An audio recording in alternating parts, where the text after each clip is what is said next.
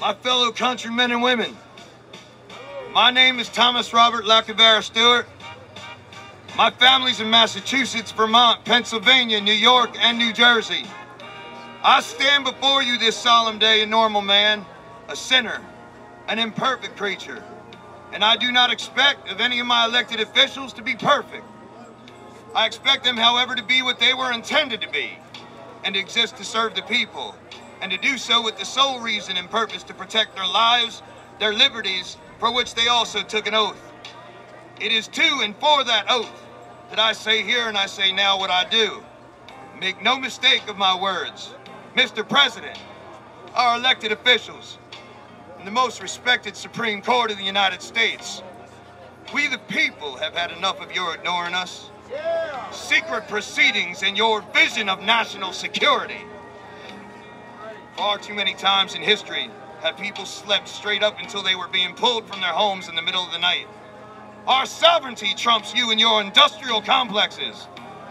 True Republicans were always non-interventionists, and progressive Democrats, not always what they become, which is warmongers. Look at Switzerland, by God, we were modeled after such a republic, and their government provides the people with ammo. They do not store it to stand against them. Like we do now know what Homeland Security is up to. Millions of dollars of extra security measures after they blew up Boston and commit murder to hide it. They may arrest me tomorrow, but we brought the public evidence that goes ignored. Look at history. Those who fail to learn the lesson of it are doomed to repeat it.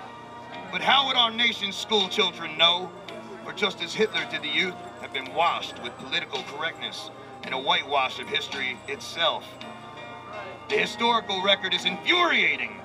Stop ignoring plain truth and facts as if they did not exist and we did not know. Judicial activism in a court that has succumbed to the very things it was created not to become. It was to be our true sentinel. And Congress, too. We have recently had more absolute heartfelt outbursts on the floor than any other time in our nation's history, bar maybe colonial, revolutionary times. And so, my fellow countrymen and women, I say to you as a descendant of the Clan Stewart of Fall River, Massachusetts, and of my kin as well, the Andrews clan and both families of Borden and Dodsons. My kin rich with history you have lied to destroy. For my cousins, God bless their souls, I do not dare mention their specific names here, but I stand alone for them, and why? Because we now truly do fear our own government. The words fill sadness in my heart. I am a true son of liberty, born into it by my own bloodlines direct. And that is exactly what they have sought to destroy, with multiculturalism forced, the disintegration of morality and of the family. It has become presidentially acceptable to not only embrace immorality, but promote it with spectacles such as we have never seen time and again, tacked by progressives, another word for communists. There, I said it. I did say it. To embrace anyone's acts in whatever their form as if they needed no forethought or responsibility, hard work, sacrifice is immoral to teach. And a great shame. A shame on that house that we the people are kind enough to pay the bills for, sir. We are here to tell you that your eviction notice is served. Look at the Mayans and the Aztec civilizations that had totalitarianism, and the people were sacrificed by the thousands. We know. The evidence in the archaeological record proves this horribly true. We have looked straight into their worlds, and it has shaken us to the bone. Yet truth be told, if they compared our great society now, if we did not use incinerators to remove the evidence of the death count, those who would find our death toll to be pale in comparison with human life. There is no choice. What choice? We have no choice if you believe in him, but walk with him. The devil believes in God too, but it will not spare him. Their attacks against us have nothing to do with what they say. There is a separation of church and state, not faith in God in the state. The language has been perverted to remove him, but he will not be mocked, and he will not be removed, and neither will we be anymore. We will not be removed. They have taken our blessed Second Amendment, the one true defender, the true sentinel, and they have now used definitions rather than the hundreds of letters, even thousands of conversations these men spoke, and there is little resistance from anyone important what those words meant and what they were. for when colonial writing, but ignore shall not be infringed. Allow me to give you one such statement: the gun control people, controlled fascists, cringe when it's revealed. All of these, my brothers and sisters, constitutional violations, one and all, no matter how they've tried to change this document behind closed doors with acts that mock true patriots by calling it by their moniker.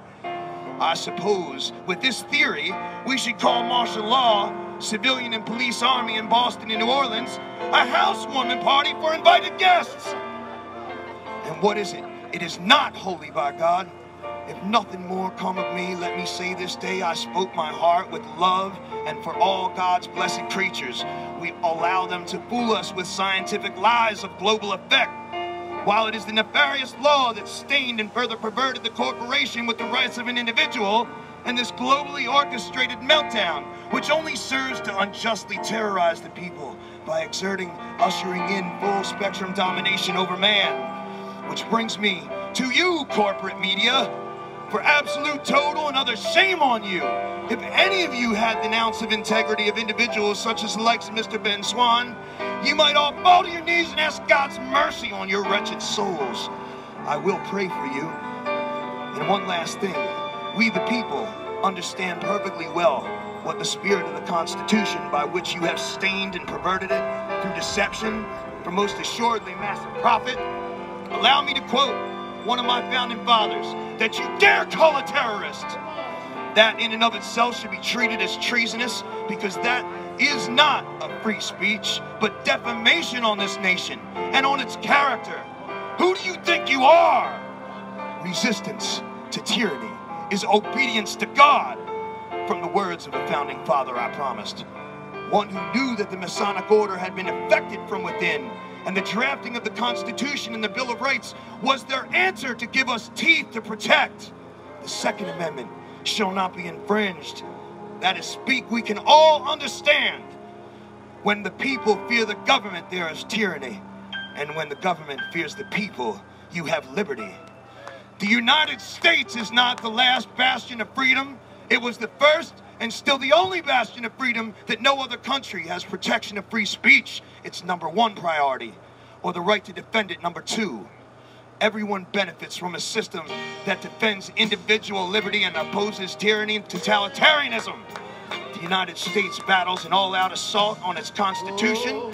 Defenders naturally think they're fighting for Americans, but in reality it's for freedom-loving people all over the world. Defenders must not forget this. John Adams knew the challenge. He said that I am well aware of the toil and the blood and the treasure that it will cost to maintain this declaration and support and defend these states. God bless America, he said so. On behalf of myself, a keeper of the oath, may I thank Miss Andrews, Mr. Clayman, my darling Sheila, my mother, Jesus Christ himself, and many other friends that I owe gratitude and need be humbled as I am blessed to say the word today, so that everyone will know that in him all things are possible. I am no one, just a face in the crowd. I'm just one of you. I lived a life of sin, but now anything and everything I do and I ask, would this infringe on somebody's liberty? I say to myself, look to the Constitution of the common law. Whenever you do any single thing, read it and apply it to your entire life, and you will be righteous despite yourself. Does it violate the Constitution? Then you don't do it.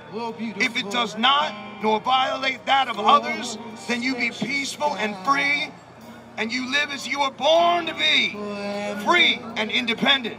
Common law, common sense. I thank you all for that.